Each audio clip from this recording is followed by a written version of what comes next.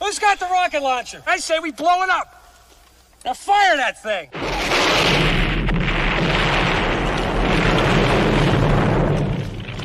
It's for the city of sports, playing with a giant Nick.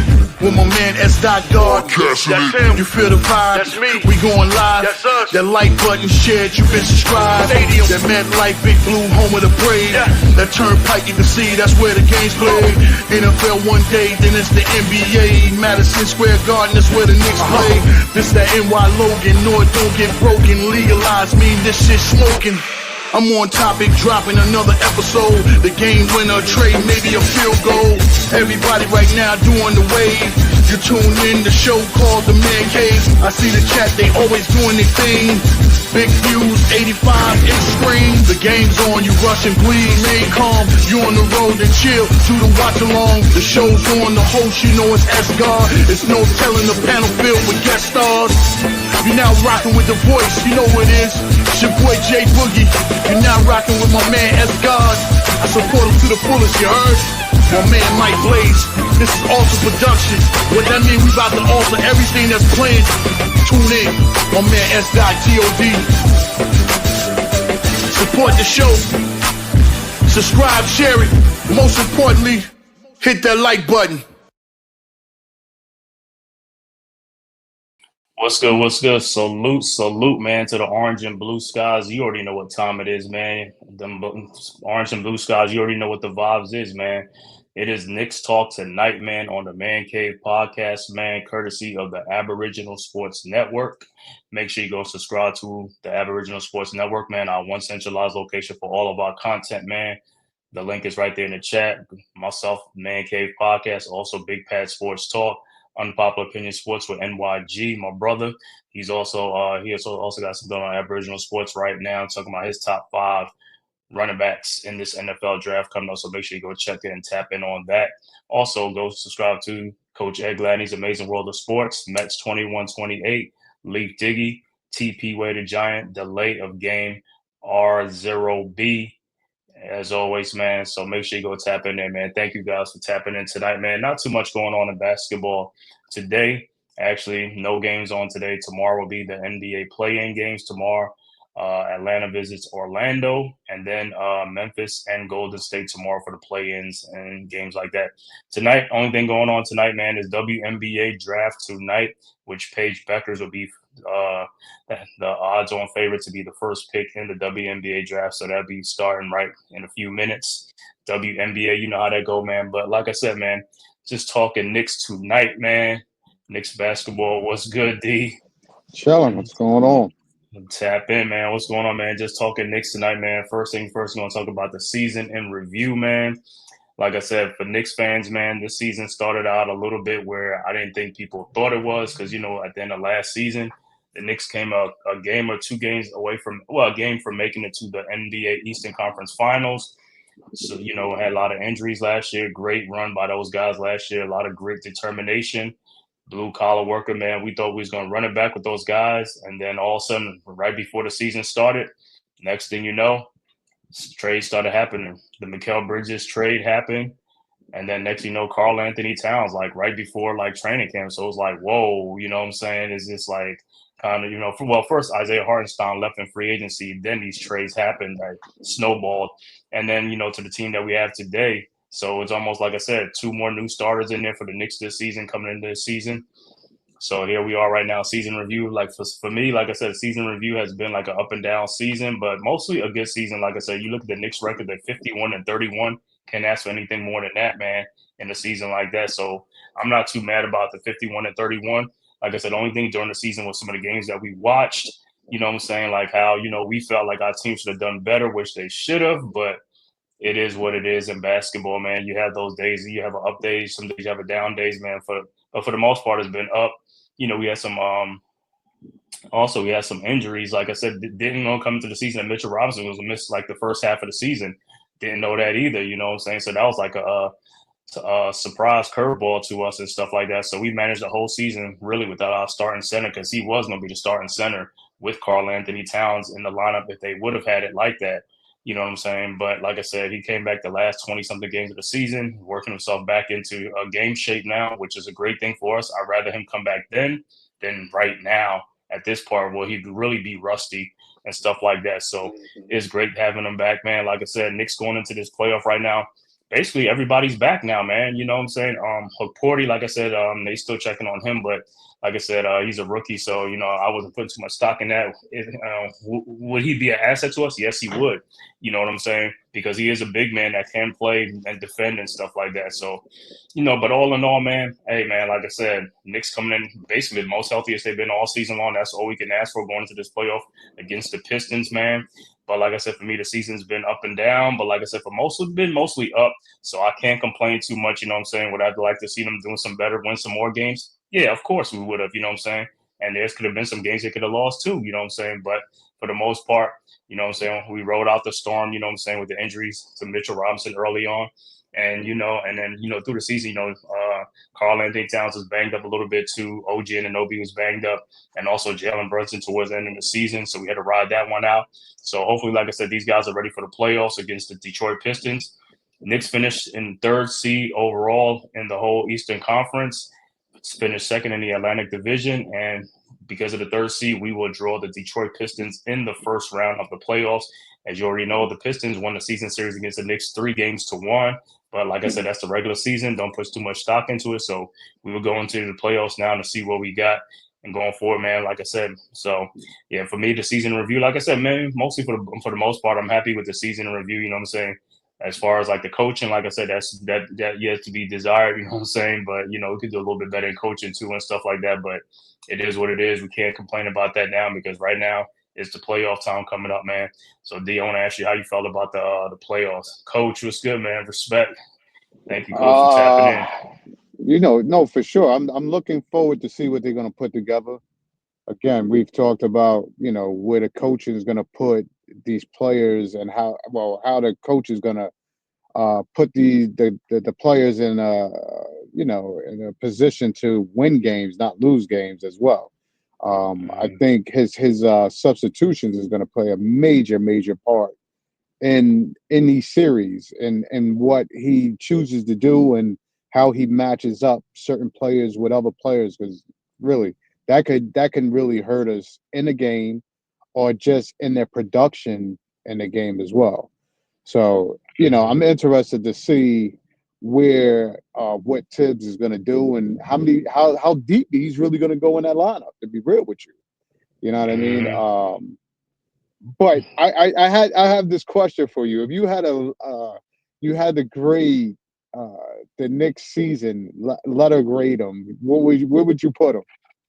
Letter grade for the Knicks this season. I would have to say with injuries, things like that, and so far as like effort level, sometimes I'll put like a B. I'll say a B minus or something like that. A B minus. But we all gotta listen. I asked you that because we gotta understand they put this team together primarily this season.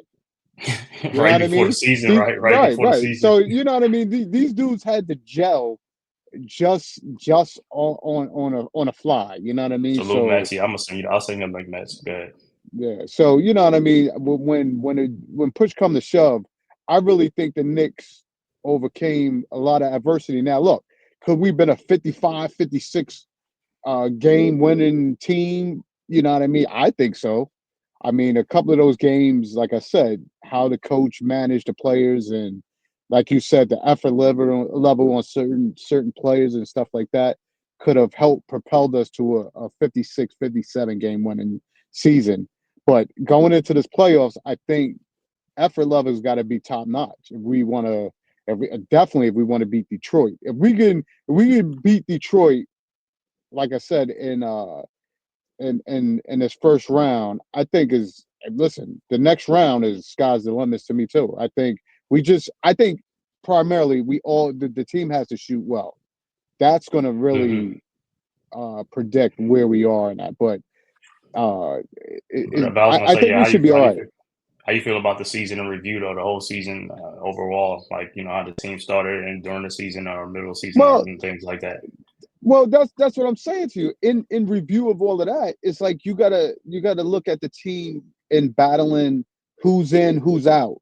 What you're using or utilizing with those players is out. Like I said, I think if the coach really, again, coached the team and utilized most of the players, I think we would have, heads up, we would have been a lot better. Salute, You dig guys. what I'm saying? What's happening, Salute, bro? Mets was good. Yeah, So, Mets chiming in. You know, he's a big time Knicks fan too. He be on the Knicks podcast and stuff like that. Also, he's part of the Aboriginal Sports Network, man. Salute. Make sure you go subscribe to Mets 2128. He does the wrestling, baseball, and football too. Anything, like I said, Mets is right there, man. Great content creator, man. And like I said, sometimes he really gives his feelings about the Knicks. So go ahead, Mets. How you feel about the Knicks well, I'm season going in to let's be review? hear it. blunt. My main Huh? problem with the Knicks, more so in 3 of those Final 4 games, was Tibbs' lack of adaptability when it came to younger coaches picking up on his tactics and getting more aggressive defensively. And throughout the whole season, with the exception of the first game against them, that's what J.B. Bickerstaff did with the Pistons. He adapted, he got more aggressive, and Tibbs couldn't adjust. I agree. Mm-hmm. Tibbs needs to fight aggression with aggression, not passivity. True. Yeah. I mean, you're absolutely right, because we felt that way watching some of the games too. Like I said, they got to Correct. force the issue. We got to pick up the pace, speed up the tempo, and stop playing slow ball, walk it up, and all this stuff. And everybody walking back on defense, not hustling back. You know, giving up free points, easy points in transition, which is an excuse. Or sometimes you might have 3 guys back there, and they still get beat by one guy. I was like, I don't even know how that happens. Not to mention Tibbs' biggest weakness, his inability to adjust to the modern NBA, i.e., he always leaves the 3-point shot open. 3-point shooting, yeah, that's one of the big reasons why And we never ended this. bothers to go for it himself, only relying on it as an absolute last resort. Yeah, but and also on the 3-point shooting, like I said, you know, with Dante DiVincenzo leaving, you know what I'm saying, he'd have been a guy who would have been shooting a lot of threes, but you know, Josh Hart is not shooting threes. And that's where I call Leon Rose an overkill spendthrift. He makes these short-sighted, get-rich-quick trades, giving away draft capital like candy, or not giving players that he gets in trades the previous year time to gel with the team the current year. I was vehemently against getting Cat for Randall and DiVincenzo. I hated the fact we coughed up 6 draft picks for Mikal Bridges. Yeah. The guy is a half-witted spendthrift, more interested in the big name rather than trying to getting draft picks in the draft, using the draft capital instead of giving them away like candy on draft day. Mm-hmm. Yeah, but you know, like the 3 draft picks that we picked this year, like I said, I feel they could help the team. I don't know why they wasn't playing most of the season. They're all second-round picks. I wanted to keep the first ones, but no. Much like Isaiah Thomas, Leon Rose wheels, deals, and wastes draft capital. You give him something, he'll just take it and give it away. Yeah. Well, so what he's saying is you don't. So with the Knicks having the successful season as they had now, because they did have a good season. So you're telling me we would have been better with? Well, we probably could have been the same, but I'm saying like he made a move to get a big man, which we needed. We needed a big man. Mitch wasn't going to be there. Harstein walked to Oklahoma. So he made the next best move. What else did we have? But I didn't want to sacrifice DiVincenzo and Randall to get the Cat. I could agree. I could agree with that. But we had to do something. I think he got thrown in because Minnesota wanted him. I don't think they wanted to get rid of him. Yeah, they asked for DiVincenzo. They wanted him in that deal. So right, should we had spent another couple of draft picks with that deal to make that work? Well, you also need a salary too, though. You know what I'm saying? Right. You can't just go draft. You need a salary to it had to match. Right. That's what the problem was. Now, I know he probably would have said like give up, like you said, like throw Josh Hart instead of DiVincenzo. You'd have been better I off always for yes, that. yes, of course. 'Cause DiVincenzo's a big part of the starting lineup. You know what I'm saying, making threes and shooting Hmm. threes, and he doesn't have a Especially when Josh Hart has been reduced to a coward this year when it comes to putting up shots. right. Yeah, I not can agree not with his you. forte. Yes, that's not his forte. But Because I be yes, yelling, I be yelling at the TV too to shoot the ball, shoot the ball. You're listen, wide open, shoot the listen, ball. listen. I think my neighbors know Josh Hart by name. Oh, you be During the yelling Knicks his days. name out when you be so Yo, frustrated. I mean, he man, come frustrates you. He's a on. great player. He's a Listen, great player. But like I said, that's because he's supposed to come off the bench. We got him in the yes, starting lineup because yeah. we done traded everybody in trades, and so that's why the bench is And real that's thin. why I That's why he call started. Leon a short-sighted spendthrift. He's similar to Isaiah Thomas, who, like Rose, was a spendthrift, stupidly giving away draft capital or players in short-sighted trades that had long-term negative consequences. Mm-hmm.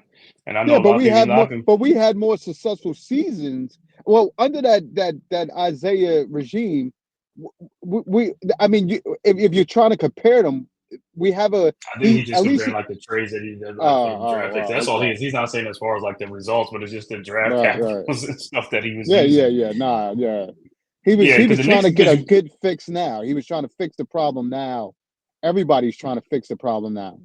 because in the past the Knicks was trading draft capitals for Correct, like correct, over the hill players, and those picks that the Knicks was giving away were lottery picks. That's what the big problem was. They were lottery picks. It wasn't like the right, Knicks were a good team, and those picks was like low first round picks like they are now. You know what I'm correct. saying? But even still, I know some people are still heated with the Mikal Bridges trade because they feel like we shouldn't give up 5 draft picks for him. Like I said, he's not a 5 draft pick player. Yeah, we probably should give 2, but not 5. But hindsight is 2020 now. It's in the past. Ain't nothing we can do about it. And Hell like I said, All no, I'm saying is when the that good thing about that trade is like those picks are going to be low picks now. If they would have been lottery picks where we wasn't making the playoffs, yeah, correct. it would have been even more pissed off. But that said, in my view, sooner or later, the consequences are going to come back around and bite the team in the ass. Mm, Yeah. Yeah, it could. Like I said, right now, like I said, we're going into the playoffs now. So the second thing I was going to ask is like, the health and concerns of the team now. How do you feel about the health and concern of the team going into the playoffs right now? I'll let Mets go first. How you feel about the health and concern going into the playoffs? This is more of a character flaw on Tin Man Tibbs. The fact that he'll just only hoard one set of players to put them on the floor 24/7 and grind them in the dust is what got him into trouble in Chicago. It got him in trouble in Minnesota. And sooner or later, it's going to get him in trouble in New York where people want his neck in a noose. mm. Yeah, I mean, he I does. mean, He look at does. what He happened with rubs you the Derrick wrong Rose. way. I mean, look at what happened when he had both Derrick Rose and Joakim Noah under his thumb in Chicago. Ground them, ran Ground them and in the pound. ground. They suffered injuries from which their careers never recovered, and soon both were forced to retire. Jimmy Butler didn't want that to happen to him in Minnesota, so he started butting heads with Tibbs, and the organization sided with him, and they drove the Tin Man off. You trade him to Philadelphia, right? Right. Mm. Yeah. So D, how you feel about the health and concerns of the Knicks going into the playoffs? The Well, health. I'm hoping that he plays the players he's been playing through the regular season. Um, the only way to last throughout the playoffs and have everybody at full capability is to get them some rest. There's no way you're going to play Brunson 44 minutes and all of that through the playoffs. He's not going to last. And if he hasn't learned from that, then we deserve to lose. We deserve to lose. He's got to keep Mm-hmm. it consistent. He's got to get those other players to be in the game just in case another sprained ankle, another this, another that. You can't just interject anybody in a lineup and think they're going to be magnificently like pulling off the same thing as your starter. You got to keep Right. a good rotation going. So the health Yeah. right now is good. Everybody seems healthy, but yes, he's the one that could really throw that in a loop. So you concerned about like the rotation? That's what you concerned about, the rotation going Correct. into the playoffs. So Correct. it's like if he's going to Correct. extend it or shortening like he always does every year. Well, he did at the beginning of the season, which was kind of crazy that I never saw before. You Yeah. shorten a He, rotation. he's got to play the 4 or 5 men that he's been playing. And again, with Mitchell being back, I know he's going to play him. Shamit has got to get those minutes. Of course, Deuce is going to be there. Pain. Between Payne, you know what I mean? So he's got to be consistent with those same. And maybe listen, PJ Tucker for toughness. We're going to need PJ Tucker for toughness in some of these series. So listen, I saw him play Detroit. If we don't utilize what we picked up, then he's only hurting the team. Yeah. And that's been my biggest problem with the Tin Man. His mindset will sometimes do more harm than good. Right. Yeah, man. I have the same things like you guys. The health, like I said, I'm just glad we're finally getting, healthy going into the playoffs, even though, Brunson just came off an injury, about 2 weeks ago or something like that. So it's like, yeah, we just gotta hopefully like he don't re-injure himself. That's the whole thing going into the playoffs. Don't re-injure yourself, you know what I'm saying? And if they're gonna allow these guys to play physical in the playoff, like I said, Knicks gonna have to play physical too, but it's like we have to watch it, you know what I'm saying? These guys like they're gonna be taking cheap shots or like landing under, getting their foot underneath you. So that way when you shoot the ball, you come down on their foot. Players do that and something like that, even though it's not supposed to happen, but sometimes it's just human reaction. Like you just walk, I ain't gonna say walk under a player, but you just walk in towards the player and it just happens. And that's the thing that you gotta watch out for, you know what I'm saying, as far as that, because we need Brunson in this playoff, man. We don't need him to re-injure himself, like I said, because if you look at the guard rotation, it's only going to be like Cameron Payne and Deuce McBride. And, Tyler Kolek is a rookie. Like I said, we said in the season he should have played a lot more. So that way, by this time in the playoffs, he would have more experience under his belt. I mean, he was there like the whole damn season, and he could have been playing. Even while Brunson was out, he could have been playing a whole lot. You know what I'm saying? Those 15 games that Brunson missed, he could have been getting like 20 something minutes every game. You know what I'm saying, with him, and because Cameron Payne was out too. You know what I'm Yes. saying? Yeah. And then we also got to remember DeLon Wright. DeLon Wright got to play too. You know what I'm saying? So I mean, you seen guys that look like they earned some more playing time. You know what I'm saying? While these other guys was out, and I wish he could play some of these guys at some point. You know what I'm saying? And don't just relegate them to DNPs like every game and never see the floor, especially in crucial situations. Like if a game comes down to the last 5 seconds or 10 seconds, put DeLon Wright out there, better defensive player. Put him out there, man. Don't just like keep Brunson or Bridges in or something like that. You know what I'm saying? Put some guys in there that's going to give more of an effort on defense. That's what we need to do. We got to worry about the wins. We can't worry about who's out there and stuff like that. Got to worry about the wins. You know what I'm saying? That's the whole thing about them. This is the playoff now. All the regular season stuff is out the door right now. It's about winning. It's about adjusting on the fly, and it's about making quick decisions and and go with your instinct. You know what I'm saying? It's just like, hey, if Bridges is having a bad game, take him out the game, put somebody else in. You know what I'm saying? Like we watched the Celtics game with Jaylen Brown sitting on the bench the whole fourth quarter because he really didn't have it that game. He was in foul trouble, so they just kept somebody else in the game who was making plays. That's what you got to do. We got to try to win games. We're trying to win games. We're not trying to worry about players' minutes and, oh, this guy got to play for it. I don't care about that, bro. At the end of the day, if that guy is not doing what he's supposed to be doing, we don't need him playing. We need somebody else playing who's contributing. Because like I was saying in the past, we don't need guys running up and down the court getting cardio. We got to get production. You know what I'm saying? I need somebody getting some production. But like I said, going into the playoff, Brunson, Payne, Deuce, Kolek, those are 4 guards. And, I know that's probably the playoff roster, you know what I'm saying? Because I know they probably going to do the playoff roster because the playoff, if you guys don't know, the playoff is Saturday. That's the first game in New York at 6 o'clock on Saturday the 19th. Pistons at Knicks. So I'll be doing that game live stream.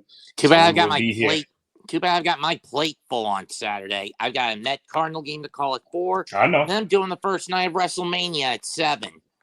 Wow. I'm pretty sure you're gonna catch the Knicks at some point. But like I said, hopefully if you don't catch them, hopefully they win that game. So at least you'll be happy. You know what I'm saying? As far as that part, because everybody know in the playoffs, hey, the playoffs don't start until the road team wins on you know what I'm saying. Once that's when the playoffs really start. So we can't let these guys steal a game in New York. The first 2 games can't let them steal a game. Got to win these games. But as far as like I said, going into the playoffs, I know Tips is going to go with an 8-man rotation or probably a 9, you know what I'm saying? Because it's going to be Mitch, Deuce McBride, Cameron Payne off the bench, and probably Landry Shamus and Precious Achiuwa. That's 10. He really could go with 2 units, but I know he's not going to do that. He's going to play up strength because Precious might not play at all. He might not play at all in a couple of games, depending on what's going on. Unless somebody gets in foul trouble or unless somebody gets hurt, that's the only way I can see it coming because you know how stubborn Tom Thibodeau is. Yeah, and when he gets an injury, sometimes he'll even shortchange the rotation to 7 men. We saw that last year. I know. That's what I'm saying. You can never predict this guy, man. I mean, common sense between me, you, and these other guys can see it like, hey, get more guys in there and stuff like that to give the starters a little bit more breather. Because in the playoffs, man, you know, everybody's going to step their game up. When they step their game up, that's more adrenaline, more energy you're going to use. So it's like, hey, you got to play a lot of other guys so that way you can keep these guys fresh. If you don't keep these guys fresh, we're going to get run out the gym, man. You got to keep the guys fresh. You can't have them playing the whole third and fourth quarter without coming out for a breather. Even if you got a 15-point lead, you got to take the guys out the game and bring somebody else in. Because if you keep them in the game and that lead dwindles to 2 points, now you really don't want to take them out the game now. Now you're caught in the quandary. You know what I'm saying? It's like, now, oh, man, it's like they back, so we got to keep them in the game. And these guys are going to be tired like that, and then the Pistons going to keep rotating guys in and out. They're going to be fresh. You know what I'm saying? That's the whole thing. When you got guys coming in that's fresh, they're gonna wear you down. You know what I'm saying? Because you're already gassed. You know what I'm saying?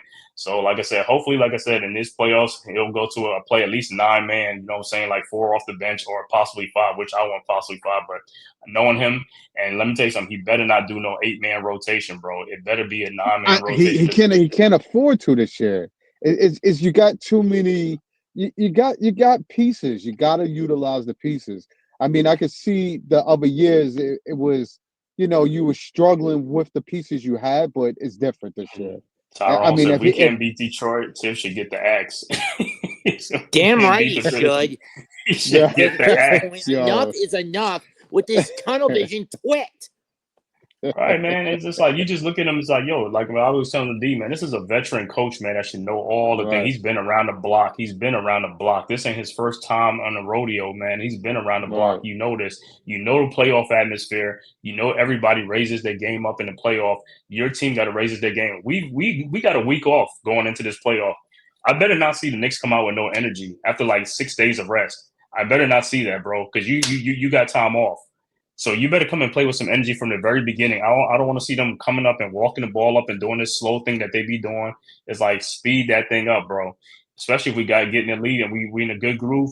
Keep forcing the issue. Be aggressive. Let's get this thing going, man. I don't want to see it slow down because when you slow down, that's how you get stagnant. That's how runs start happening. And then next thing you know, we're back into a game again because then you start going back to taking dumb shots, or Josh Hart might not want to shoot the ball when he's wide open, when he should shoot the ball. You know what I'm saying? With the shot clock running down, I don't know what it is. It's like you already open. They're getting you the shot. Just take the shot and just make it. Either you're going to make it or you're going to miss it, and we can get the rebound or something like that. But you got to take the shot. You can't come in the lane and try to throw to somebody who's covered, you know what I'm saying, for a turnover. You know what I'm saying? And that's part of the reason he doesn't take shots because, like I said, like we always been talking about, he's really he's a 6 man. He's supposed to come off the bench. But he's in the starting lineup, and teams know that. They know he's reluctant to shoot. So what they do, they put a big man on him, and then they put a small man on Karl Anthony Towns. And the Knicks don't figure these things out. It's like, Tibbs, you don't figure this out? Yeah. If Randall were still on the team, he would still be a 6 man. Yeah, I mean, Josh Hart would be coming off the bench and stuff like that. Correct. And that wouldn't change that. And Randall, the thing with Randall is like Randall will get that ball in the post. You know what I'm saying? He's not catching up by the 3-point line. He's catching in the post, especially if you got a small man on him. You know what I'm saying? Because Randall do be giving the business. Yeah, sometimes I know he don't perform in the playoffs. Randall is Randall, but Randall also knows that, you know, takes advantage of his opportunities. I rarely see him getting the ball out by the 3-point line a lot unless he's going to shoot there or unless he got a big man out there with him. But if he has a small guy on there with him, yeah, Randall's trying to go in the post and, like, you know, work that dude, you know what I'm saying, and get that foul, or also, you know, kick out to somebody to shoot the ball. You know what I'm saying? But, you know, like I said, going into the playoff, that's what I want to see. I want to see like a 9-man to a 10-man rotation, which I know that's probably asking too much. You know what I'm saying? We will find out in his very first game on Saturday how it's going to be. We will get our answers on Saturday. You know what I'm saying? I would say 4. I would say 4 to a 9-man rotation, right? 4 off the bench. Yeah. We would so looking at 4. So who's going to be the odd man out? Is going to be Precious Achiuwa is going to be out, and also DeLon Wright and Kolek Correct. and these guys, not even Pakim Dottie, and like these guys, not, Correct. but then you got PJ Tucker on the bench too. Now with PJ That's what Tucker, that's what I'm saying to you. He has pieces. The thing is how he works the rotation to make those pieces work. You don't have to kill the starters to think that you need the starters to do heavy minutes to get the big lead, because obviously we've seen the starters being in there doing heavy minutes and they can kill a lead. So it's not mm-hmm. like you're bringing in the reserves and the reserves is losing the league. So you have to go heavy minutes with the starters. No, the starters are losing the lead. And now you're bringing in reserves because these dudes are tired. He's doing it backwards a little bit. You gotta get your starters some rest. And like I Yeah. told you, he's gotta have learned. If he didn't learn from that last year's series, it's like forget about it. He needs to be on the first thing smoking out of there. You He know what I said he mean? need Like, to be come on, smoking, gonna get the axe. He said if he yo, the Pistons out of upset the there, Knicks, he's gonna get the axe. He's gonna get Then the who do you axe. replace out him of with there. is the question. I mean, if he does get Well, pinched there's some coaches that's already been fired, so you know how the NBA is almost yeah, like a but we know how recycle thing. stupid. But we know how stupid Mike Malone is. I don't want him. I don't want Sure. Budenholzer either. And I said Budenholzer just Malone, got not fired today. No, Budenholzer. no, Budenholzer got fired today, so he got fired. And who else is? There probably gonna be some other ones too I by mean, the we end of know the Mike season or something Malone like that. got fired last week. Mm-hmm. Yeah. Now, All I knowing the want is a Knicks, coach. If Thibodeau does get fired, can I just get a coach who prides himself on 3-point shooting and tactical flexibility? That's all Oh, I'm asking. What's got fired too? What about a couple of weeks ago? Taylor Jenkins from Memphis got fired too. But like I said, I know some other coaches. oh Saying yeah, by the yeah, end of the yeah. season, there's probably gonna be some more. What I'm saying when the season is over. I mean, the season is over, but I guess after the playoffs too, probably be some more too. You know what I'm saying? I But mean, we yeah, know the man. Like I play in said, is we know the play-ins start tomorrow. tomorrow. Yeah. Tomorrow, yeah. Tomorrow, yeah, it's going to be the Hawks versus Orlando in a good game, and then also Memphis and Golden State. That's going to be another two good games. But the thing about it with the Memphis game is they got an interim coach. They don't have, what I'm saying? That's another thing with Memphis and Denver. They got interim coaches and stuff like that, which is kind of crazy at this juncture in the season. I would have said it by if it was after the All-Star break, cool. But you fire the coaches like what, a week or 2 weeks before the playoffs? A week before the playoffs, man, that's not good. That's You know what I'm crazy. saying? That's crazy. You send them up for a death trap. It's almost like a death knell. It's Right. like, yo, your season's gonna be over because it's like guys ain't gonna know what to do. And then it's like with the new interim coach, he might play the guys probably that should have been playing or not playing. You know what I'm saying? Depending on some guys are used to Mm. already playing without doing nothing. You know what I'm saying? So then that might be a little friction on the team too. You know what I'm saying? You just never know how they do it in the playoffs. Well, keep in Next thing you mind, know, someone's gonna write the team's name in the notebook. And they drop dead of heart attacks. well, keep in mind, the interim coach is the assistant coach, so Yeah. it's not like he wasn't part of the game plan going into all the other games, so he knows who to play. It's just now he could just utilize his favorite players or expand upon what that coach didn't want to in his lineup. That's all he can do, or try I'm, Yeah. different parts. I Different know line. one. He gonna influence lineups. I know one thing that's going to be possible. If Eric Spoelstra gets knocked out in the game against Chicago on Wednesday or Thursday, then we know the Spoelstra-Riley era is basically over down in Miami. You think so? No No, way, no I don't think way. He Spoelstra's just gonna be signed a there for new a minute. contract. Yeah. I mean, considering how bad heat culture has gotten lately, Yeah, but it I wouldn't mean, I give surprise him. me if they opt to give Spoelstra the axe. I mean, yes, I'm aware that Spoelstra is Pat Riley's boy, but the Correct. problem is it's been going on for almost 2 decades now.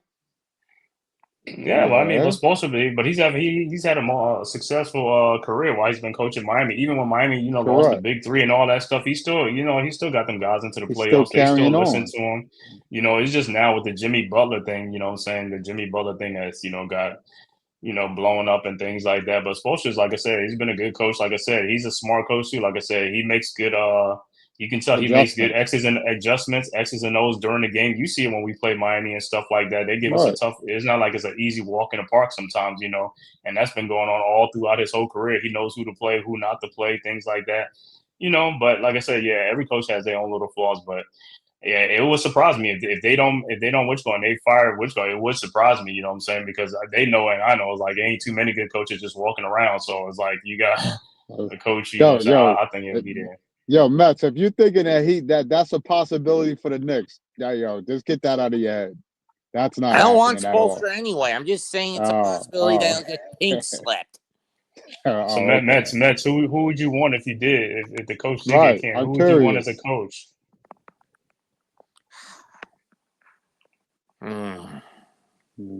Good thought, huh? I was thinking Monty Oh, well, Williams for a minute. you got to think about who's available. Yeah, Monty Williams. I think he was out of basketball for this season. Yeah, I think he's not. Yeah, He hasn't coached. Yeah, I think. I mean, he was going through the thing with his wife's passing also. So, but I mean, correct. he I needed mean, time he off. is a former So Nick, he's so it makes sense yeah. to Yep. try to get Monty. Mm-hmm. Okay. So you'll say Monty Williams if things don't go awry and they can Tiz, which we could think that, but I don't know if they will. But if they do, what I'm saying, Nah, you'll say nah. Monty Yeah, Williams. You said Monty Williams. yeah. He said he don't want Malone. He don't want Budenholzer. Is it Taylor Jenkins? Yeah, Taylor Jenkins. I wanted a newer, fresher coach because all those other coaches have an old mindset. Not to say that Malone had an old mindset because he had a very versatile center, which I don't know if he could turn anywhere, turn Cat into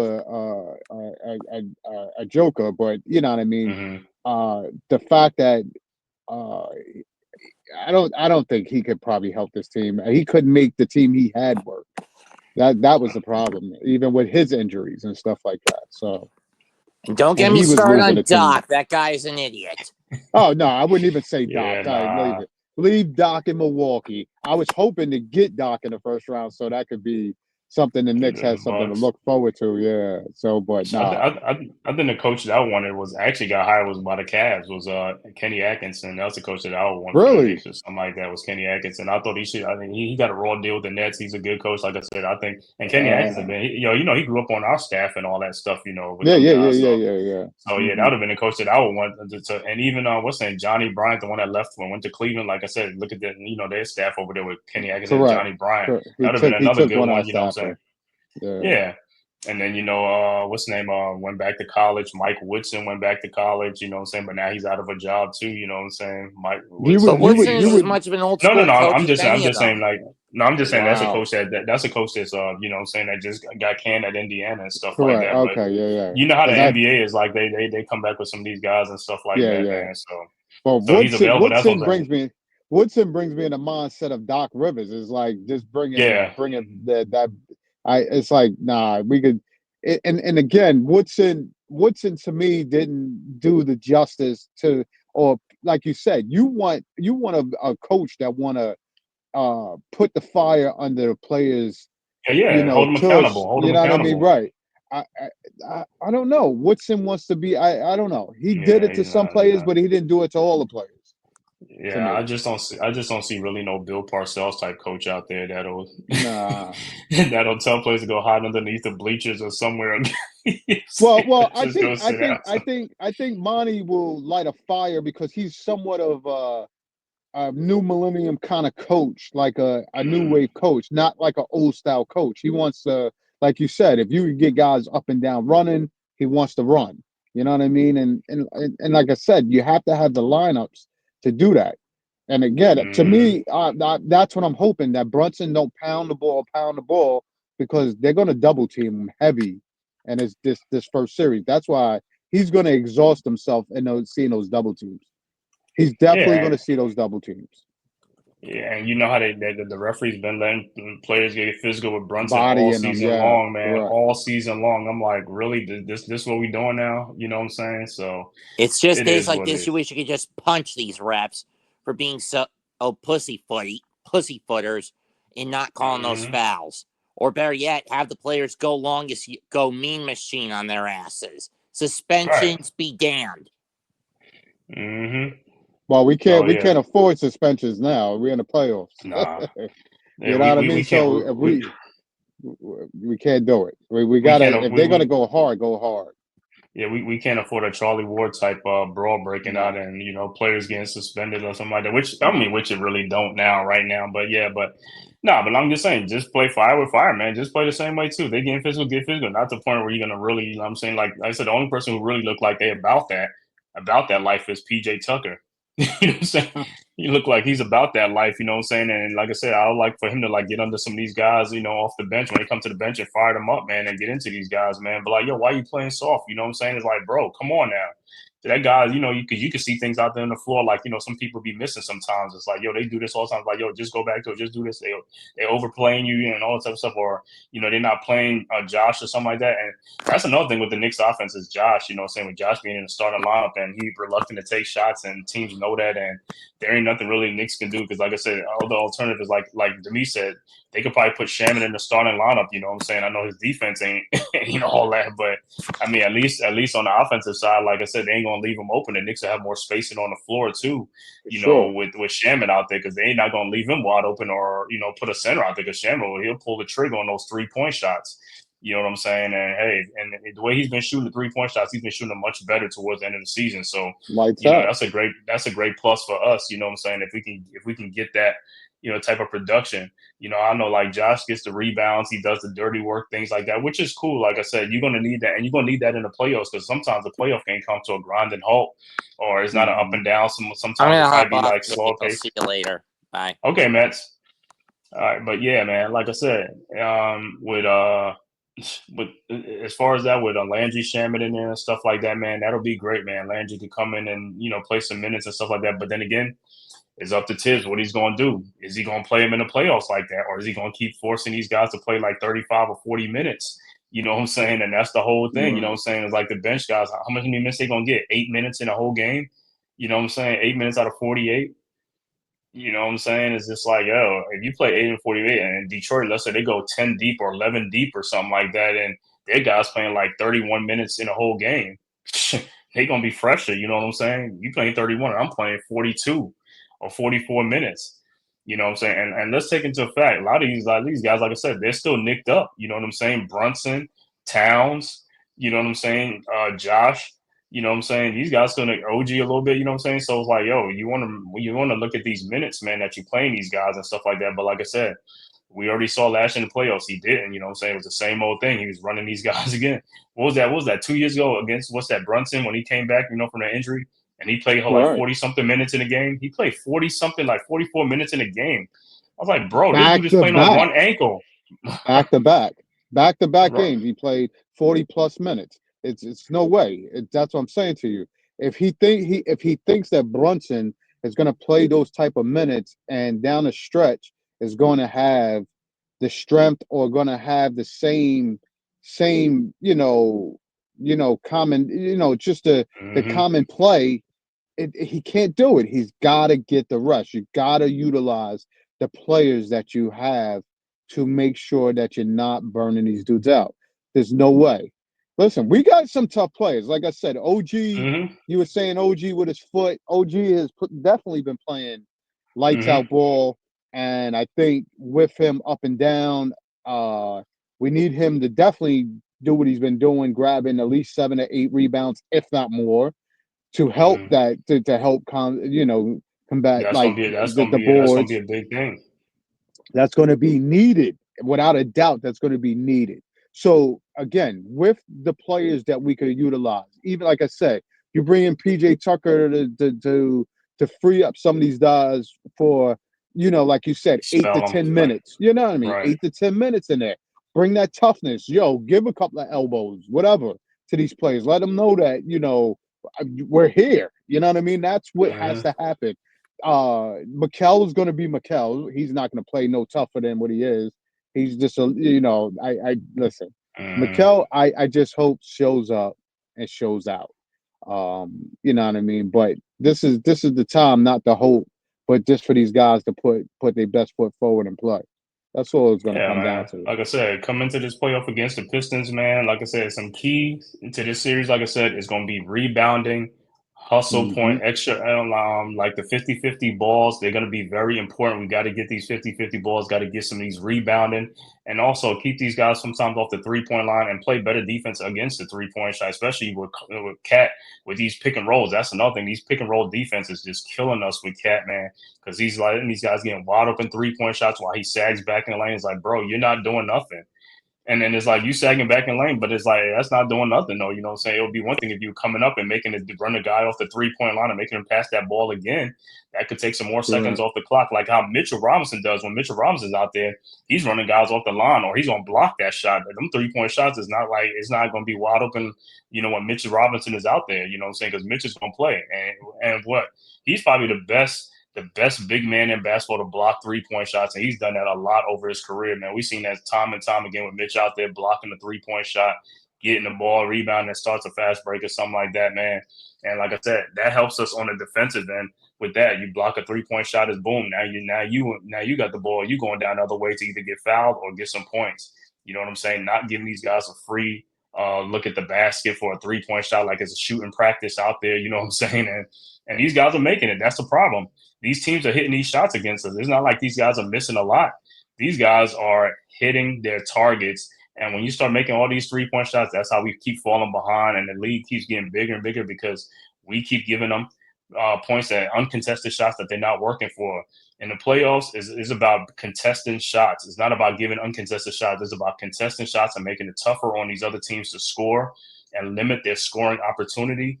As far as the rebounding, got to get these and stop these teams from second and third chance opportunities in the game. Limit that. Like I said, all hands going to be on deck. Brunson, Bridges, and Anunoby going to have to help out because, like I said, Josh Hart and Cat, they're going to get rebounds. You know what I'm saying? I'm not worried about them or Mitchell Robinson. They're going to get rebounds. It's these other guys, Shamit and all these guys, they got to get rebounds. The ball comes out long. You got to be there to get those rebounds. And like I said, get on a fast break and run the fast break. We got enough guards to run a fast break. These guys, like I said, we got 2 or 3 guards be on the floor anyway. They should always be running. You know what I'm saying? No need to just be walking it up slow. You know what I'm saying? Put Detroit on their heels and stuff like that. You know, so yeah, man, those are things I'm looking for as far as this playoff against the Pistons, man. Like I said, for me, is rebounding, hustle, like, 50-50 balls and stuff like that. Limit the second chance points and stuff like that, man. And like I said, pick up the pace, or like I said, it depends on how the game is played. If both teams really ain't going up and down the court, okay. But if the other team is running you up and down the court, you can't be walking the ball up the court. You're going to get run out the gym. You know what I'm saying? You want to slow it down and stuff. These other teams ain't trying to slow it down. They trying to keep their adrenaline going. That's why they're trying to pick up the pace, because they know when they push the issue and keep forcing the pace, they're going to get a lot of easy baskets in transition against the Knicks. You know what I'm saying? Right. If the Knicks defenders are not hustling back on defense, they're going to get a lot of easy baskets. And when you get a lot of easy baskets, that's how leads grow and then be insurmountable. And next thing you know, you done lost the game because you gave up too many free points while you on the other end is working for all your shots, and they're making it tougher on you because they're playing defense and stuff like that. And they limit you to like one and done. They getting the rebounds. You know what I'm saying? And like I said, with us, we got to play much tougher in this series, guys. Like I said, Pistons been physical this year with the Knicks, and they have a physical team, just like how the Knicks used to be physical. But a lot of physicality is not about just being strong; it's just about playing strong with the ball, getting the rebounds and stuff like that, and playing these guys, guarding these guys and stuff like that, and being their jerseys and their shirts and making sure they ain't getting no good looks and stuff like that, man. You got to have to pick up your tempo and pick up your pace. So that's my, say, as far as like some things to look at. I don't know. It was like you probably agree with some of the things and stuff like that what the Knicks need to do against the Pistons and stuff like that. Because like I said, they beat us 3 out of 4 games, which, like I said, that's the regular season. Yeah, I know they're coming in a little bit confident and stuff like that, but hey, playoffs is a different kind of story. We'll see how the Knicks come out in the playoffs because, like I said, if they come out like the way they come out in the regular season, it's not going to be good because in the playoffs, you got to step your game up. You can't play at a regular season pace. You got to play a playoff pace type of atmosphere. You know what I'm saying? That's when you got to pick up your level of play. For sure. Tim's got to realize that even playing these guys 40 minutes, if wins don't come out of whatever you're doing, it's still a loss. It's still something that is not helping you in achieving a goal. The bottom line, if we pay Cat 30 minutes, because like you just said, I think half of the time Cat is trying to conserve energy when Mm-hmm. playing. That's why he sags in the lane. He don't have that foot speed to stay with those guys. But again, you have to close out, because if you're giving guys wide open shots to take wide Mm-hmm. open shots like that, you're only giving them a better chance to making it. So that's why, like you said, right. If he has to split those minutes between Towns and Mitch, or play Towns and Mitch together, because Mitch to me can play a good four, or sometimes a solid three, somewhat. You know what I mean? Without Mm-hmm. being handsy and fouling them and all of that. But we could stretch Mitch a little bit. But the fact is, we need better. We need guys to get rest. We need guys to at least play the minutes that they're playing, not stretch them to overplay them in minutes that they're exhausted in. That's what it's going Mm-hmm. to come down to. That's what I'm saying to you. With the bench he has, you got to utilize it. You got to find minutes, or you got to find minutes to put guys in to stretch other players out. And that's what I said. That's the first game is going to definitely tell us everything. It's going to tell us everything. Mm-hmm. Because I Gonna know tell us for about the sure, rotation. yeah, it's going to tell us what the rotation is, who he has matched up. Because I know he cannot put Mikel on Cade. That's not going to happen. That's not going to happen in this game. He's going to have to Mm-hmm. put OG on Cade and let Mikel run around with, if they start Hardaway or whoever, Beasley or whomever. He's got to Tobias chase Harris. those. Or yeah, well, Tobias Yeah, that's Harris who's is gonna usually start. you're going to see in the game. Tobias Harris is going to test Mikel in the post. You know what I Mm-hmm. mean? Mm-hmm. That's the biggest thing. They're testing Mikel because they're saying Mikel is light, so they're definitely putting Mikel in the post at every whoever's guarding them. That's what they're doing. It's no different Mm-hmm. than when we played the Hawks and Mikel is being guarded by Trey Trey Young. Trey, and how he doesn't kill Trey in the post is beyond me. Is But beyond me. right, but like I said, I said the same thing too. You know, I was like, how he's not doing it. But you remember when we played the Hawks with RJ Barrett, RJ wasn't even putting him in the post. Like I said, I don't know what tips. I was don't call for Correct. mismatches, which is so stupid, bro. It's Correct. like you're a veteran coach. You're supposed to know this, man. You know what I'm saying? It's like, yo, what kind of offense are you doing? It's like you're not even taking advantage of mismatches. You letting guys get away with things. There's no way these guys should be out there on the court. You know what I'm saying? You're not posting them up if you got the size advantage on them to get these guys in foul trouble and stuff like that. It's coaching 101, man. That's what I'm saying, man. He drops the ball a lot. You know what I'm saying? There's a lot left to be desired with his coaching. Something like I said, he done been in the playoffs like how many times now? You know what the playoffs is about. You know what you got to bring. You know he's like, bro, what are you doing? You know what's going to happen. You know what I'm saying? It's like, yo, and I don't want to see him like getting out coached. That's my whole thing too. You That's can't the be getting biggest out thing coached too. with Yeah. some stupid things that we seen. Just like we talked about in the Boston game at the end. We up 3 points with 11 seconds left to go. Foul somebody, foul him. Put them on the free throw line to conserve the 1 point lead. You know what I'm saying? They make the 2 free throws, you got a 1 point lead, and then now with 11, and then now down to like 8 seconds, you inbound the ball. Your guy can wait 2 or 3 minutes. He gets fouled. He can go to the free throw line. You see what I'm saying? Right. It's about winning the game. It's not about, like you got to put your pride aside, man. Put your pride aside. It's not about defending, because a lot of the guys don't defend like that, like the way you think they're going to defend, like, oh, they got 11 seconds left. We should be able to shut them down and not get a 3-point shot. No, your team, like I said, they know what matchups to go to get an open 3-point shot. They're going to go to the pick and roll. What are you going to do? It's going to be the same thing. That's what I say. Correct. You foul these teams. It's like, if these teams know that, you should know that too. You know what I'm saying? You got to make better decision as a coach. Like I said, Tibbs, like I said, man, can't keep giving these excuses. I know a lot of some guys like Tibbs as a coach and all stuff, but like I said, I don't care too much for him as a coach. Like I said, it would be different if he like changed and adjusted and doing something. I was like, oh yeah, this guy, he's not the same coach like he used to be. He's still the same old coach.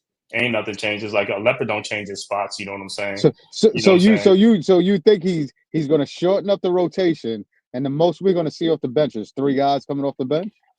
Yeah, I'll say it's about 3, 4. Yeah, 4. I'll probably give it 4 with Deuce and like I said, Shamit. Like I said, Precious will be the odd man out, but I'll be surprised. Like I said, if he plays 8 guys, bro, it would not shock me, man. Like I said, Mitch will be Mitch, McBride, and probably Payne. It will not shock me, bro, And Shamit, because yeah. No, I mean he might if it goes to 8, he won't play Shaman. You know what I'm saying? Or he'll probably play Yeah. Shaman instead of Payne or something like that. But it's just like it won't surprise me. And like I said, you got DeLon Wright on the bench that you could play in spurts or something like that. Sometimes you know what I'm saying. You got PJ Tucker you could bring in for some toughness sometimes. Like if you don't even play these guys don't even sniff the floor. You know what I'm saying? When you do need it at certain points in the game, then what are you there as a coach for? It's like this. You can't say like, oh yeah, after the game, after we lose, like, oh yeah, we should have did it, bro. I don't want to hear about what you should have done. You should have just did it. That's all I'm gonna say. Right. Stop doing things like this. Like I said, you done been around the block way too many times to know all these things. You should know every situation that come up. Just like I said, what was like 3-4 years ago when we played. Every time we played Miami, right? What Miami used to do to us, throw a zone at us. We can't beat a zone. He's like, how many times have you seen them throw a zone at us and we lose every single time because you don't know what to do with a zone because the guys on the floor, you're not calling them to do certain plays, or even the guys on the floor is like this. They do the same thing. There's nobody flashing to the paint. I mean to the free throw line to break the zone or something. Nobody's doing it. Everybody's standing up by the 3-point line. You're not gonna break the zone that way, bro. You know what I'm No, saying? It's like you also saw the sending the double teams of Brunson. We never yeah, figured out somebody's got to be that. open. Correct. You never figured out how to not to get the next man open or find or put the rotation where you put the next best guy in to handle the ball so you're not having that confused state of mind when guys don't know what to do. Because you pass to Josh Hart, he's gonna dribble and look for somebody to do something. And then what you're gonna do? Force a pass and there's a turnover. There you go. Then it starts then that whole it starts snowpiling from there. You can't. He's gotta make adjustments. That's what it's gonna come down And to. like I said, and that's the thing, we don't have a guard like that. Because then I think RJ Barrett would have been a guard like that if Jalen gets double teamed, as soon as you throw the ball to him, he's going to attack the basket because you got to go and attack the basket. You know what I'm saying? To Correct. make them foul, you do some things. It's like we don't have somebody that's going. These guys get the ball Correct. and they'll keep standing up by the 3-point line. And if Josh gets the ball, he's going to be wide open by the 3-point line. Will not take that shot and do some. I was like, here we go with this thing. And teams know that you can know the personnel that's on the floor. So like if we double team Brunson to get the ball and he throws the ball to this person, Mikal really ain't gonna attack the basket because even when he attack the basket, he'll go down there and then he'll fall away on a fall away shot from the lane. I'm like, bro, go all the way to the basket. He'll take his one-legged. Oh, you passed to me in the corner. I'm gonna take my one-legged step back 3-pointer on one leg. Like, come on, dude, that's not the best shot. And then, like I said, we need Towns to be efficient. That's it. Mm-hmm. I don't mind Towns taking his threes because he can knock them down. I just don't need you focusing on taking majority 3-point shots on shooting guards. Right. You shouldn't be taking 3-point shots on shooting guards. Dude, kill them in the post. Make your size work for you. Make the shot easier for yourself. If you want to take the centers off the try to take them off the dribble, listen, they're not giving you those calls. You can't complain about them while your team is running down. While they're fast breaking, like you said, they're fast breaking. You're arguing with the ref about a call because you don't want to do that trick. Like, you gotta give it up. It's either you're gonna play and play through everything. That's it. And then, This like I is said, it, with the dude. Knicks, like I said, with Towns, you got a small guy that's like, yo, get the guy in the post, man. Don't have him catch the ball up by the 3-point line. It's like you're defeating the purpose. If you get in the post, one dribble, he's in there for either a close-in shot or to get fouled. But when you get to catch the ball up by the 3-point line, you got to take a bunch of dribbles, 8, 9, 10 dribbles to get to the basket. And by the time you get there, somebody's gonna come over and double team you or something like that. If you get the ball, if you stay right down there by the paint, right outside the paint, right there, and they throw that ball to you, and you sealing somebody off, you're going to get a lot of easier points that way to either get fouled or go to the free throw line or make the shot right then and there. You know what I'm saying? Make them, like I said, make adjustments to you. Show something different. That's what I'll see. Show something different that teams haven't seen. The playoff is here now. Knicks, let me see if you can show me something different. So, like I said, in this Pistons series, like, what matchups are you looking forward to in this Pistons series, man? I'm looking for OG to really step up his defensive prowess on whether he's guarding Cade, to just slowing him down a little bit, and listen, I'm looking for the Knicks in general to step up their defense all around. Listen, it's all about help defense. I don't want Mm-hmm. guys just falling asleep on defense like they've been. Like, you Mm-hmm. know, find your man, get your man. Um, I'm looking for Brunson to have, just to play. You know what I mean?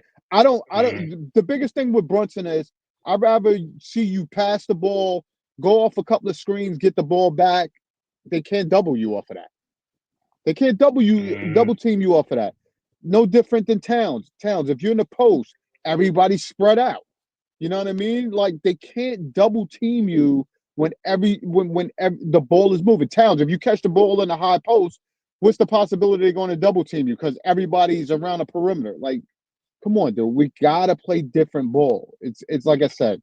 Again, it's not the players are playing the game. The coaches have to help assist with them executing the X's and O's. That's what I'm Right. saying. They have to follow suit. They have to pay attention to what's out there. Yeah, I just think, like I said, man, it'll be easier. Like I said, if we ran up plays and schemes and stuff, it'll be easier that way. But when you I just get the ball and just like give it to Brunson or give it to Towns and let them do what it's like, bro. That's almost like, bro, that's hard. It's like I got to keep coming up with moves. I got to keep doing this. I got to learn. It's like this. When you got plays and you're running a scheme and the plays, like yo, all you got to do is pass the ball around to where it's supposed to go. Guys moving, cutting, doing things. It's easier that way. You know what I'm saying? works in the But all system. this, Yeah. all this ISO ball type things and all stuff. That stuff is like in the playoffs it gets bogged down because you're not making the other team work on defense. If the ball is only Mhm. swing around to one side and this guy's holding the ball for like 5 or 8 seconds, 10 seconds, the other guys on defense is resting. You know what I'm saying? Because Yeah. they're not doing nothing. Guys are not moving. How many times we've seen it where we were like, Knicks, you gotta move. You gotta, like I said, Brunson might get the ball at the elbow and he's almost double teaming. He's trying to throw a pass and nobody's moving. So they're making his pass much tougher to throw across his body. Instead of coming through the free throw line or coming closer to him or giving him an angle to throw a nice pass to him, they won't do it. And it's like, yo, you're defeating the purpose, bro. You gotta move. The Knicks gotta have movements on offense in the playoffs, man. If they wanted to see some different results. If you keep doing the same Right. thing, just standing out, fanning out by the 3 point line, those passes are tougher because what happens if you get the ball in one corner? Now you got to throw all the sides to the other corner. That's a cross court pass. It's going to get picked off. You know what I'm saying? You got to get guys got to be moving. And like I said, there's a lot of spacing that we can see. We're like, oh man, look at all that space in the middle. Just get flash through the middle to get an easy pass and Right. do something with it. Nah, they don't want to do that. They just want to stand on a 3 point line. And then by the time the ball come around, what happened? The shot clock is running down. You got to throw up a bad shot because you guys are not moving. You're just giving the ball to one person and he's dribbling for like 9, 10, 12 seconds. The shot clock is running down. And before we know it, we're in a 24-second shot clock violation. And they might throw the ball to Josh wide open. He won't shoot the ball. He'll pass the ball to Mm. somebody else. It's like, yo, I was like, come on, man. But like I said, for me, as far as the playoff, the matchups I'm looking for in the playoffs, like I said, Cade, I'm looking for Brunson, like I said, I mean, I already know what Brunson, like I said, I really don't have too much thing with Brunson in the playoffs. Just sometimes at the end of the game, you know what I'm saying? Like I said, he's already worn down and you got to make the shot or something like that. But Brunson, but like I said, I'm worried about, like I said, Mikal and OG in this playoff. Towns, you know what I'm saying? This is his first year with the Knicks, so is Mikal, you know what I'm saying? I could look it back on some of the other playoff series, but with Towns and stuff like that. But I think I could trust Towns a little bit more. It's just like Mikal just got to pick up that pace in the playoff. I want to see more from him, man. And like I said, scoring is one thing with the Mikal, but like I said, I need to see more defensive rebounding and Right. going for loose balls and stuff like that because I don't see too many times the balls come towards him and he just loses the ball. I don't know how.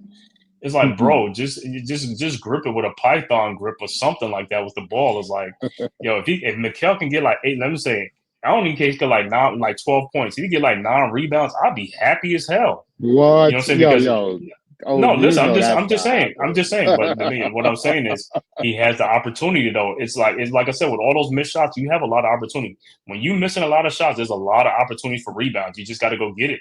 You know what I'm saying? Right. I know he don't lost like 2 or 3 in a game because he's not really, you know what I'm saying, it's come towards him and somebody take it Correct. from him. It's like, bro, those are your rebounds. You gotta move your feet. It's like, bro, you weigh a buck. You know what I'm saying? You're Hmm. light. You can move around. You should be fast. You should be the fastest player out there on the court. You should be the fastest player out there on the court. I mean, Mikel's like he looks like a buck, but like I said, the way he plays, like he's like 400 pounds. Like he can't move around anywhere too much. Things like, bro, you got to move, man. You got to pick, and like I said, his motor got to come up. That motor got to get up, bro. I mean, this is the playoffs. I don't want to see you playing regular season, Miguel. Like play on regular season. I need to see you like, oh, this dude's moving around a little bit more, man. Right. Go around them things. Go get the ball. You know what I'm saying? Just like how you do when you get in a fast break, right? And you get up there for them dunks. Yo, move as fast as like that around the court and stuff like that. So matchup, like I said, man, Cade against whoever on the Knicks, like I said, because Cade is like he's like really the only one who really been giving the business to like on the Knicks. If they could slow Cade down, you know what I'm saying? That's a good thing. And also Malik Beasley, he's getting a lot of good look. You got to get over there, and you got and what they keep doing with that Beasley 3-point shot with Cat, they keep running that pick and roll because they know Cat gonna stay back, and Beasley's gonna keep knocking that shot down. They're gonna have to. But like I said, this team and Tibbs gonna have to say, hey, you're gonna have to get up there. You're gonna do something. Because guess what? If we keep seeing the same, it's going to be the same result, bro. If he keeps staying back, it's going to be the same result, bro. And like I said, before you know it, those threes, next thing you know is a 3, then it's 6 points. Now it's 9 points within like a minute. 9 points. It's like we can't be giving up those wide open shots. You got to make these guys work for their shots. Beasley's a good shooter, but like I said, you make him put on the floor, make him earn his points. That's what you want to do. Because guess what? If you don't make these guys put on the floor and earn those points, and not waste no energy, you want them wasting energy. By them putting on the floor and keep moving around, they using energy too. That's what you want to do. So he won't have like a nice wide open shot with you know, so and he got legs to go. Like he said, yo, my legs are fresh. You know what I'm saying? But like when Mitch is out there now, Mitch make them work for that 3-point shot or whatever they want to do because Mitch makes it more difficult. Shoot over his arms, shoot over his arm, or Mitch be right there. Where as soon as he come around that pick, Mitch is right there. So it's like he's either going to pass that ball to somebody else or try to slip it back to the big man. And that's what I said. That's what the other guard, whoever Mitch helps out, the other guy's got to be back there to either take a charge or do something. Man, it's like you can't let the big man just roll, and you got to work too. Like I said, Deuce is like good like that. You know what I'm saying? Brunson is another one that's lazy like that. And Mitch will come out and do the pick, and Brunson will know you help him back. You know, get back to his. That's like Brunson. Come on, bro. You can't just stand over there. That You can't just on the pick and rolls.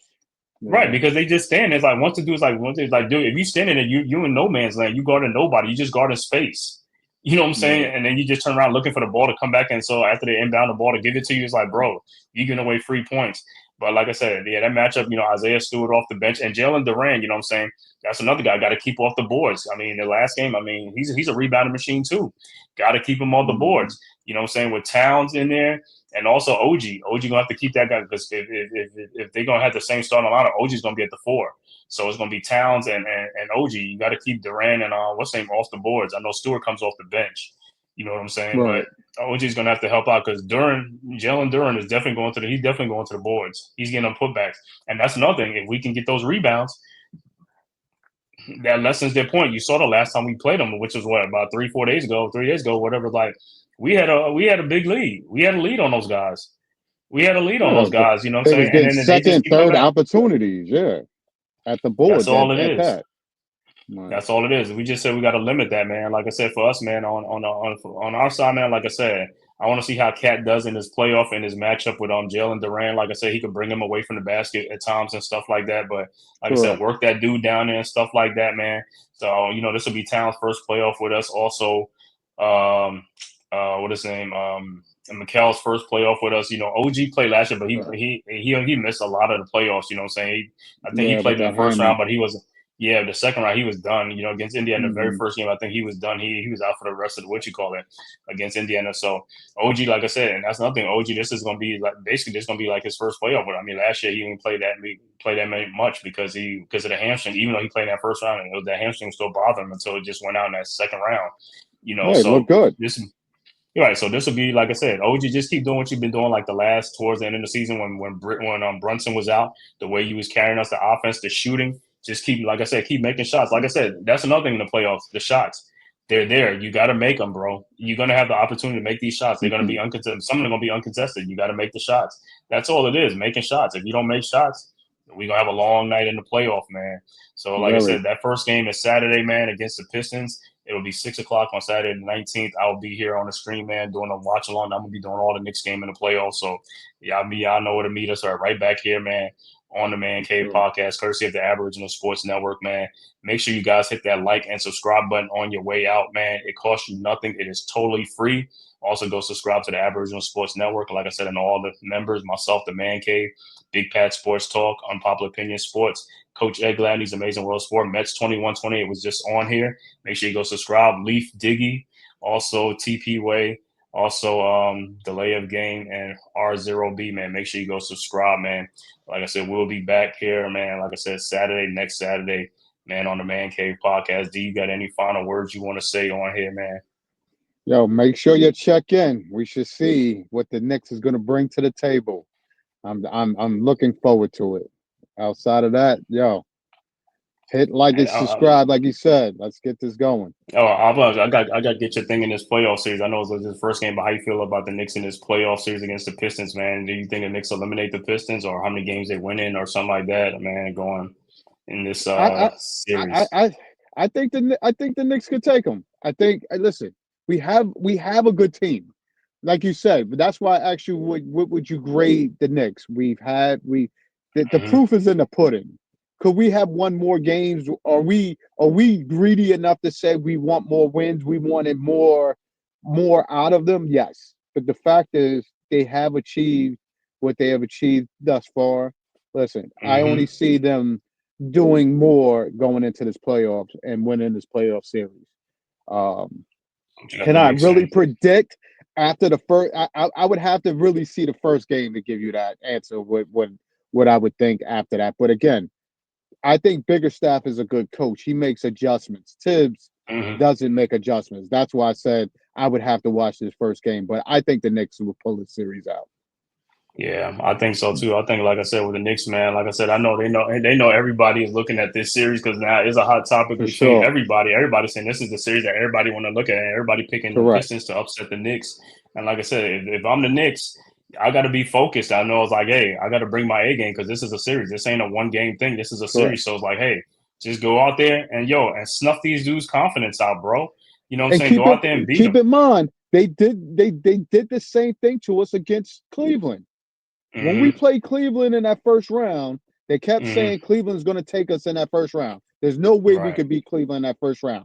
So again, we beat the same team that we couldn't beat this year. But the fact is, we won that series. They were hands down. We won that series. So again, the hate. I can't say the haters, but the commentators are going to give their preview and say, the analyst is going to give their theory to why we couldn't beat them, but we did beat them. At the end of it, we pulled it out. So again, who really put us at that? Put us winning that series? Nobody. Well, you know what it was. It was the X factor. It was Mitchell Robinson in that series. I mean, he manhandled both of them guys. He manhandled Mobley and Jared Allen by himself, man. And that's what we got in this series too, with Mitch being back. That's a man that playing like a grown man out there on the defensive end. He's snatching those rebounds, anchoring that middle, and blocking shots. And that's what he said. I'm glad Mitch is back right now, like I said. And hey, I could care less, man. If you're gonna play Mitch like about 30, I'm happy with that. Mitch can give him, bro. I'll be much happy, man, if Mitch could play a lot more. You know what I'm saying? Depending on what it is, if he ain't in a foul trouble and stuff like that, that's even better for us. You know what I'm saying? As far as rebounding, and also what Mitchell Robinson does is give us second chance points because he gets a lot of offensive rebounds. So that's a great thing for us, man. You know what I'm saying? So, hey, like I said, with me in this series, like I said, I feel if the Knicks really come to play and play like the way they should, I think the Knicks should win this series in 6. You know what I'm saying? Probably even 5 or something like that. But it depends on how the Knicks play. But now if they keep playing like the way they play in the series, this series could go 7 games. And hey, I won't be like the Knicks winning 7 or if the Pistons winning series, like, bro, that's because of how the Knicks are playing. But if the Knicks play like how they're supposed to play and if they play with a chip on their shoulder and they play with everybody talking about them, like how we think that they should be playing, I think they could win in 6 and basically even in 5. And if they do that, then they could shut everybody up, you know what I'm saying, against Detroit. But then, it goes to the other thing because then in the second round, we meet Boston. It'll be Boston in the second round. And then if we get past, there'll be Cleveland. But it's like Boston. They always say Boston. We have no shot with Boston. But first things first, we're going to take care of business against Cleveland, like I said. And then, not Cleveland, against Detroit. So, like I said, if the Knicks play like the highest of play, I'm gonna give the Knicks in 6. But like I said, really in 5. But I'll give the Pistons are a gritty team, and they're not gonna lay down for the Knicks, just like how they played the Knicks tough all season long. So the Knicks gotta have that in the back of their mind, like these guys are not gonna lay down. We got to lead on these guys. We got to keep stomping them out and keep doing it. Don't fall into these bad habits. Keep doing what got you to lead, and keep your foot on the gas on these guys. Keep your foot on their necks. But like I said, I like this series. I like the Knicks in 6 in this series. But if not, like I said, Knicks could be in 5. But if they don't play like how they're supposed to play, then hey, the Pistons could drag this out to a 7-game series, and anything could happen, man. But like I said, I feel good about this, man. But like I said, we'll be back next Saturday at 6 p.m. Knicks and the Pistons in the first round of the playoffs from Madison Square Garden. We'll be right back here on the Man Cave podcast, man. Make sure you guys hit that like and subscribe button on your way out the door, man, and also go subscribe to the Aboriginal Sports Network. So like I said, until next week, man, we will see you guys, man. Peace. Peace. Who's got the rocket launcher? I say we blow it up. Now fire that thing.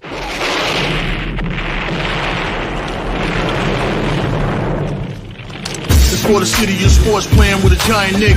With my man S. God. That's him. You feel the vibe? That's me. We going live. That's us. That like button shared, you been subscribed. Stadium. That MetLife, Big Blue, home of the Braves. Yeah. That Turnpike, you can see that's where the game's played. NFL one day, then it's the NBA. Madison Square Garden, that's where the Knicks play. This that NY Logan, North don't get broken. Legalize, mean this shit smoking. I'm on topic, dropping another episode. The game winner, trade, maybe a field goal. Everybody right now doing the wave. You tune in, the show called The-Man-Cave. I see the chat, they always doing their thing. Big views, 85 inch screen. The game's on, you rush and bleed. Stay calm, you on the road and chill. Do the watch along. The show's on, the host, you know it's S-God. It's no telling the panel filled with guest stars. You're now rocking with the voice, you know who it is. It's your boy J Boogie. You're now rocking with my man S-God. I support him to the fullest, you heard? My man Mike Blaze. This is awesome production. What that mean, we about to alter everything that's playing. Tune in. My man S.God. Support the show. Subscribe, share it. Most importantly, hit that like button.